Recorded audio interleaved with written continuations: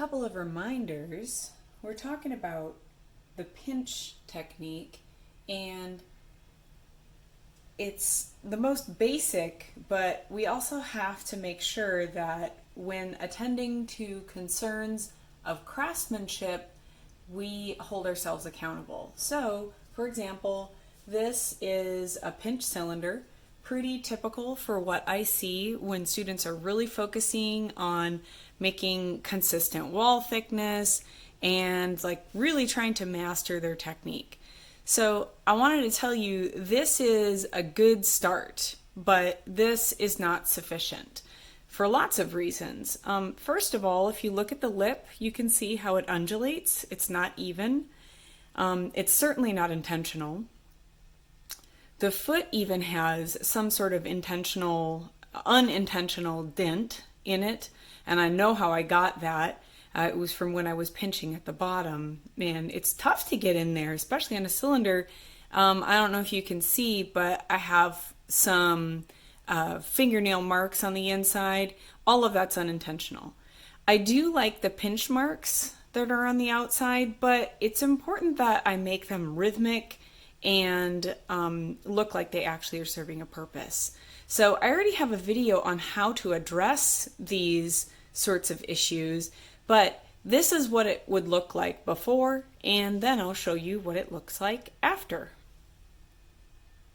Okay, after about 5 minutes of work, I have a more developed piece right here.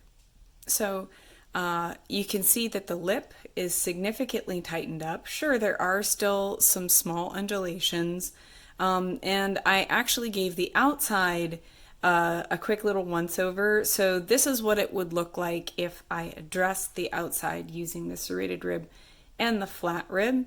And then this is the outside if I chose to create a more intentional pinch pattern, where I actually wanted the mark of the artist to be visible. I addressed the bottom of the piece so there's not a dent and there's a much more clearly defined outer edge. Now, to be completely honest, this piece is still very plastic. It's really wet. So if this were more leather hard, I could tighten it up further, but this is a good place for me to get started. So that being said, when you're looking at your own pieces, when you first set out, do your very best with the techniques to try to make it as precise as possible and as high quality as possible. But you do need to go back and be really firm with yourself about the adjustments that need to be made to make a significantly higher quality piece. Consider craftsmanship to be the foundation of a good piece of artwork.